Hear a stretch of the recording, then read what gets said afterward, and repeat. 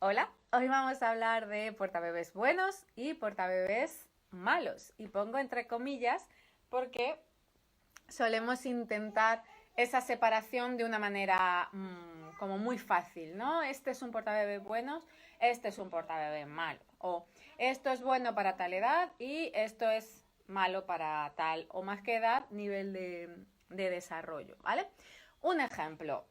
Hablamos de los tirantes que se enganchan al panel de la mochila y se leen cosas como si el bebé es menor de 6 meses, los tirantes tienen que estar en el cinturón, si están en el panel es malo. Y esto no es exactamente así.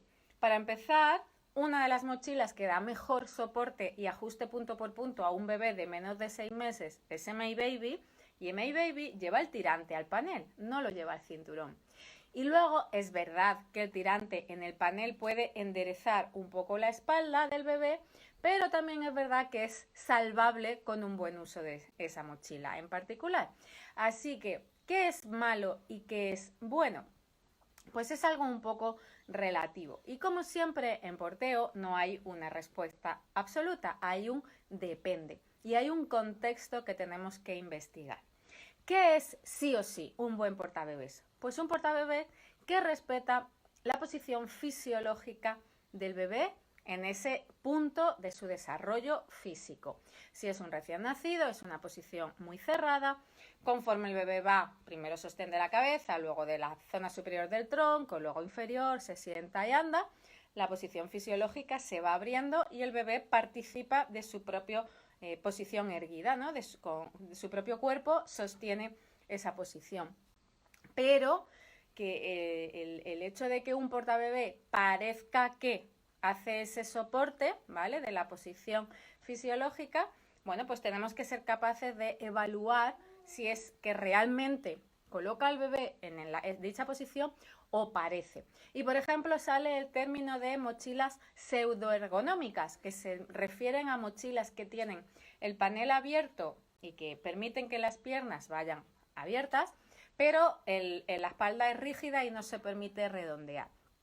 Personalmente, me parece que hacer ese tipo de distinciones, ¿no? De el panel, o sea, los tirantes al panel o al cinturón, llamar a unas mochilas ergonómicas y a otras pseudoergonómicas, etcétera, me parece que es incluso el término colgona, ¿no? Que yo también uso muchas veces para referirme a esas mochilas en las que el bebé va en vertical, al final es introducir información que puede aportar ruido, ¿vale? Es decir, cuando alguien se pregunta si este portabebé es bueno o no, la mejor manera, a mi entender, es dar una respuesta universal que sirva para cualquier nivel de desarrollo del bebé, ¿no? Y en cualquier entorno.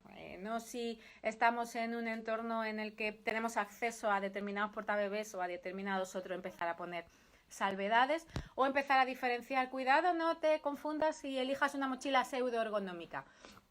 Un buen portabebé, en definitiva, es aquel que respeta la posición fisiológica del bebé y que te permite mantener al bebé sobre tu cuerpo sostenido en esa posición con tu libertad de movimiento. Entonces, ese portabebé bueno va a ser diferente quizás en el nivel de desarrollo del bebé en el que nos estamos moviendo. Pues a lo mejor un portabebé que es bueno para un toddler no lo es para un recién nacido, a lo mejor no, con casi toda probabilidad, ¿vale? Porque es muy difícil que un portabebé se adapte realmente bien a una cosa y a la otra.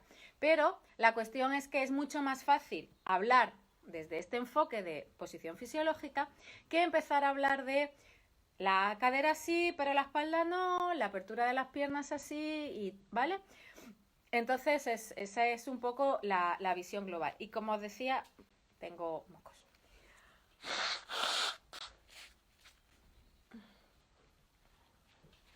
Perdonadme. Entonces, ¿qué no es un portabebé bueno? Siempre con o sea, no me gusta el mejor, bueno, malo, creo que no son palabras que en este caso, como no redondean, no acogen el contexto, se quedan cortas. Pues a ver, un mal portabebé es pues lo contrario, ¿no? El que no respeta la posición fisiológica. ¿Y qué no te garantiza nada? Pues mirad, los sellos oficiales hoy por hoy no garantizan nada. Que una mochila lleve el sello del colegio de matronas No garantiza nada. Y ni siquiera lo garantiza el sello del Instituto Internacional de Displasia de Cadera, que es una calificación que se utiliza mucho en el mundo del porteo, ¿no? Fíjate esta mochila que lleva ese sello. Bueno, es que ese sello no habla de la ergonomía de la mochila, no habla de la posición del bebé, no habla de cómo reparte el peso sobre el cuerpo del adulto, no habla de nada de eso. De lo único que habla ese sello, el del Instituto Internacional de Displasia de Cadera, y además ellos lo explican así. Lo que pasa es que hemos hecho un uso un poco torticero, ¿no? de la información que da esa asociación. Lo que ellos cuidan es que el ángulo que hace la cabeza del fémur y todo el fémur en el acetábulo de la cadera sea un ángulo que prevenga la displasia de cadera, ¿vale? Entonces, cualquier mochila que coloque esa cadera abierta en ese rango de ángulos que se considera seguro para una displasia de cadera, obtiene ese sello. Pero que la pelvis vaya o no basculada, no se contempla. Que la espalda vaya o no redondeada, no se contempla. Que el bebé vaya o no bien sostenido sobre el cuerpo del adulto, tampoco se contempla. Solo se contempla que la mochila o el portabebés coloque el ángulo de la cadera en ese ángulo, o sea, que la mochila coloque la cadera en ese ángulo concreto. Las ideas me iban más rápido que las palabras. Por eso, si os fijáis, la mayoría de portabebés que están recogidos en el Instituto Internacional de Displasia de Cadera son mochilas y meitais, porque claro, las bandoleras y los fulares dependen del uso de la persona, ¿vale? Y las mochilas pues tienen un panel que colocan al bebé en esa posición. Entonces nos encontramos con que en ese instituto dan el sello a productos que no consideramos que respeten la posición fisiológica del bebé en un determinado momento o durante toda su evolución. Sin embargo, productos que sí que lo pueden hacer, como dependen del uso del adulto, pues no se recogen, ¿vale? Entonces, el instituto tampoco garantiza que un portabebé sea una buena opción para ti y tu bebé en tu situación actual. Que tampoco significa que no lo sea, ¿vale? Que lo único que significa, ni más ni menos, es que cuida el desarrollo de la cadera. Solo eso, ¿vale? No, nada más. Luego hay otros institutos, ¿vale? Otros sellos, como os decía, el sello del Colegio de Matronas. Pues yo realmente no sé muy bien en base a qué da el Colegio de Matronas un sello a un portabebé, pero tampoco sé muy bien en base a qué da la Asociación Española de Pediatría su sello a unas galletas llenas de azúcar, ¿vale? Como dan la AEDP aquí en España a una marca de galletas que ponen su sello. Entonces, desde luego no son criterios basados, en el caso de la mochila y del Colegio de Matronas, no son criterios basados en la ergonomía y en la posición. Probablemente sean criterios basados en el contacto. Y ojo, cualquier dispositivo que te permita llevar a tu bebé sobre tu cuerpo y ofrecerle contacto con seguridad y manos libres es mejor que el carrito. Y esto sí que lo tengo que dejar claro hoy hablando de portabebés buenos y malos. Mejor el contacto que no, ¿vale? Mejor encima tuyo con una mochila colgona que en el carrito, porque encima tuyo la posición puede que no sea buena, ¿vale? Las piernas estiradas, la espalda sin redondear, la pelvis en neutro, no es la posición fisiológica del bebé. Y eso probablemente tenga unas consecuencias. Pues el bebé siente inestabilidad en su posición, ¿vale? Porque ir totalmente vertical, colgado de la zona genital, es mucho más inestable que ir con la espalda redondeada y bien sentado, ¿no? Siempre pongo el ejemplo de sentarte en una hamaca o en un taburete, ¿no? Pues, ¿dónde estás más repanchingado? En la hamaca, porque está más sostenido, ¿no? Pues igual, en una mochila colgona el bebé tiene más inestabilidad, le cuesta más controlar la posición de su cabeza por esa inestabilidad de su espalda y de su cuerpo completo. Ya si le llevas cara al mundo, pues entramos en otras cosas, pero al final es algo que afecta a una pequeña parte de todo lo que implica el contacto, que es al desarrollo físico, ¿vale? Y ojo, no hay ninguna evidencia científica de ningún tipo que diga que esto efectivamente perjudica al desarrollo físico, ¿vale? Lo que dice el Instituto de Displasia, que aquí sí aplica, es que cuando el bebé va totalmente en vertical, aquellos bebés que tienen una predisposición genética a desarrollar displasia de cadera, estas mochilas pueden, ¿vale? Estas posiciones verticales pueden provocar, o sea, pueden hacer mayor esa posibilidad de que finalmente desarrolle una displasia. Pero en ningún sitio se ha podido comprobar que la posición vertical suponga algún problema en el desarrollo físico de los bebés porteados así, ¿vale? Lo que yo quería decir, que sabéis que tiendo a enrollarme un poco, es que el contacto tiene ventajas y consecuencias en tantísimos ámbitos del desarrollo del bebé, en el sistema inmunitario, en el sistema nervioso, en sus relaciones emocionales, en la calidad de su apego, en la comunicación con el adulto, en los estímulos a los que está expuesto. O sea, hay tantísimas facetas en el porteo que el hecho de que un portabebé no coloque al bebé en la posición ergonómica no es tan grave como que el bebé vaya en un carrito separado. En un carrito separado, para empezar, el bebé tampoco va en una posición ergonómica.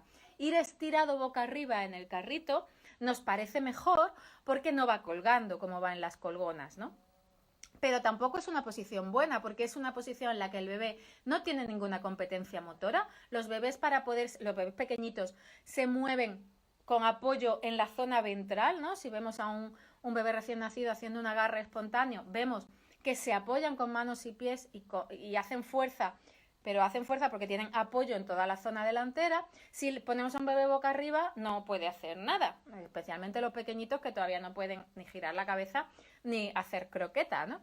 Entonces, ir todo el día en esa posición tumbado, llegar a casa y quedarse tumbado en el suelo, etcétera, tampoco es una posición que acompañe el desarrollo físico del bebé y tampoco hay consecuencias negativas con eso, ¿vale? Ojo, no confundir con el tiempo de suelo que empiezan a necesitar los críos normalmente sobre los 2 meses, dependiendo del nivel de desarrollo del bebé. Entonces, ¿qué pasa si le porteo en un mal portabebé, en una posición, pues eso, colgona? Pues que sepamos no pasa nada, ¿no? Es decir, no hay nada que nos diga, ojo, que la cadera le pasa tal, ojo, que el cuello le pasa cual, ¿vale? Tenemos experiencias personales, bueno, pues eso, que mi bebé en esta posición iba siempre incómodo, iba llorando, se movía, de eso sí tenemos. Y luego, lo que también tenemos es la seguridad de que la posición fisiológica es más adecuada. Entonces, si tenemos claro que hay una posición más adecuada que otra, pues en mi visión del porteo está clarísimo que hay que ir a por lo más adecuado, ¿no? Y en este caso sería la posición fisiológica. Pero entre el carrito y la colgona, el carrito mantiene distancia y la colgona cercanía. Entonces yo lo tengo muy claro. El contacto por encima de todo es lo importante. Pero una vez que tenemos claro que lo importante es el contacto, vamos a hacerlo de la mejor manera posible, buscando un portabebé que te permita mantener al bebé en su posición fisiológica. ¿Y cuáles son esos? Pues la verdad es que son muchos, porque nosotros conocemos, en general, las asesoras de porteo, hablamos de los 5 grandes grupos: fular elástico, bandolera, meitai y mochila ergonómica, pero realmente hay infinidad de portabebés tradicionales. Una tela cualquiera, realmente bien utilizada, te coloca al bebé en una buena posición y le da un buen apoyo. De hecho, tradicionalmente se portea con muchísimos dispositivos diferentes que no tienen por qué parecerse a nuestros dispositivos, ¿vale? No hay nada en el porteo tradicional parecido a un fular largo. Hay parecido a los fulares cortos, pero al fular largo no hay nada parecido. Sí hay cosas parecidas a los meitais y las mochilas son evoluciones de los meitais, y por supuesto hay muchas cosas parecidas a la bandolera, pero con un nudo en vez de con anillas, ¿no? Entonces, portear bien se puede hacer con muchas cosas, ¿vale? Se puede hacer pues momentáneamente, temporalmente, incluso con una toalla o un mantel. De hecho, en el canal tenéis una lista de porteo de emergencia donde podéis ver diferentes recursos para portear con cosas que tenemos a mano en casa. Lo importante es la posición y el soporte. Y si eso eres capaz de dárselo a tu bebé con lo que sea, genial, bienvenido sea, ¿vale? El mal portabebé es pues es el que no respeta bien la posición fisiológica completa del bebé, pero insisto, mejor eso que nada de contacto, ¿vale? El contacto de verdad es lo más importante en todo esto del porteo, lo que aporta todos los beneficios. Cuando hablamos de los beneficios del porteo, es el contacto. Aparte de la parte práctica de manos libres, si no tengo barreras arquitectónicas, esas sí son concretas del porteo, ¿no? Pero todas las demás son del contacto, así que por encima de todo vamos a procurar contacto y luego ya vamos a hacerlo de la mejor manera posible con un porteo fisiológico, respetuoso para el cuerpo del bebé, pero también para el cuerpo de la madre, ¿vale? Especialmente, y del padre si es el que portea, pero especialmente hago hincapié en el cuerpo de la madre porque el cuerpo de la madre es el que ha pasado por el embarazo, por el parto y por la recuperación posparto, ¿vale? Entonces, cuando pensamos en buen o mal portabebé, tenemos la manía de enfocarnos en las necesidades del bebé, ¿no? Y olvidarnos de las necesidades de la madre. Y como la madre se está recuperando, pues vamos a tenerla también en cuenta cuando hablemos de portabebés buenos y malos, pues añadamos ese contexto, ¿no? Siempre que he empezado diciendo y lo vuelvo a repetir, en porteo no hay blanco y negro, hay muchos dependes, pues el buen portabebé para ti depende, ¿vale? Depende del nivel de desarrollo de tu bebé y también depende de cómo estés tú. Si a ti te han hecho una cesárea y el bebé tiene un mes, tienes un rango de opciones diferentes que si el parto ha sido vaginal y el bebé tiene 6 meses, ¿vale? Y eso también hay que tenerlo en cuenta. De todo esto y de muchas más cosas hablamos en la formación de asesoras de porteo de Bonitos y Risas, que sabéis que forma asesoras de porteo, y estamos estos días hablando de diferentes aspectos de temario, ¿no? De los contenidos que cubrimos en la formación, y por eso hoy estábamos hablando de buenos y malos portabebés. A la hora de elegir un portabebé, pues si cuentas con el apoyo de una asesora de porteo, mejor. En los directos de estos días atrás también he estado hablando de la diferencia, ¿no? Entre hacerlo, a elegir y aprender a usar con el apoyo de una asesora y a tu aire, que también lo puedes hacer, por supuesto, pero creo que las asesoras hacemos la diferencia porque optimizamos ese proceso de... Muchísimas gracias. Optimizamos ese proceso de elección, de aprendizaje y de uso y le sacamos todo, te ayudamos a sacarle el partido a tu portabebé desde el primer minuto, así que en mi opinión siempre contratar una asesora de porteo es una buena opción y si te estás planteando formarte como asesora de porteo, pues creo que una buena opción es formarte con asesoras de porteo de Bonitos y Risas.